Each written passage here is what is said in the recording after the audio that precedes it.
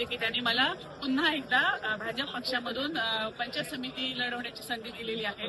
त्याचबरोबर पालकमंत्री नितीशजी साहेब यांचेही, त्याचबरोबर आमचे सर्व नेते यांचे मी आभार व्यक्त करते. आणि गेल्या 5 वर्षामध्ये मी चांगल्या पद्धतीने काम करण्याचा प्रयत्न केलेला आहे.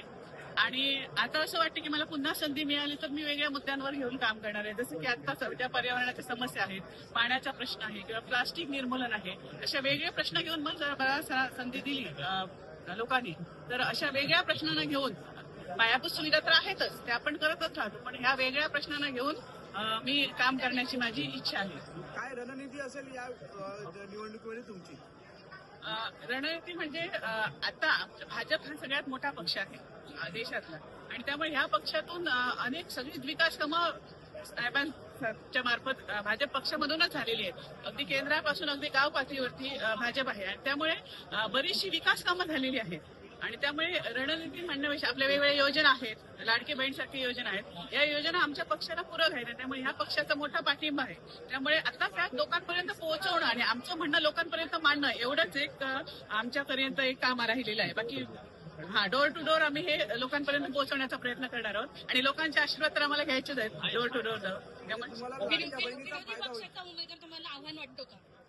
नाही, अजिबात नाही. आव्हान हे स्वतः निर्माण करायचं. स्वतः मी माझं प्रश्न आहे की विरोधी पक्षाकडे अद्याप उमेदवारच मिळाला नाही. गांजा पंचायत समिती ही बिनविरोध होण्याची शक्यता आहे, आपली बिनविरोध होण्याची शक्यता आहे, त्याबद्दल काय प्रतिक्रिया? चांगली गोष्ट आहे, आनंद आहे. सगळ्यांनाच आनंद वाटेल, सगळ्यांचा वेळ वाचेल, लोकांचे कष्ट वाचतील, आणि त्यामुळे जर बिनविरोध झाली तर सगळ्यांचे आभारच आहे.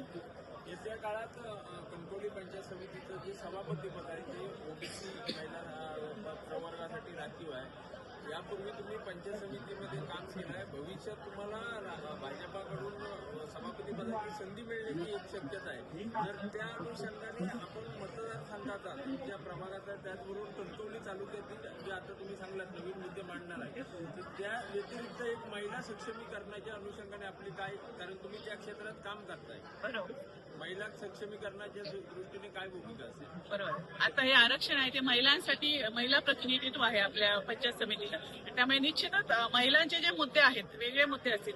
आता विकास कामाचे मुद्दे तर आहेत, सक्षमीकरणचा मुद्दा आहे, आणि विशेष करून महिलांना सुरक्षा कशी मिळेल या दृष्टीने या अनुषंगाने प्रयत्न केले जातात. ताज्या अपडेट्स आणि ताज्या बातम्यांसाठी कोकण एक्सप्रेस डिजिटल न्यूज चॅनलला सबस्क्राईब करा, लाईक करा, कमेंट करा आणि शेअर करा, आणि महत्त्वाचं म्हणजे बेल आयकॉनवर क्लिक करायला विसरू नका.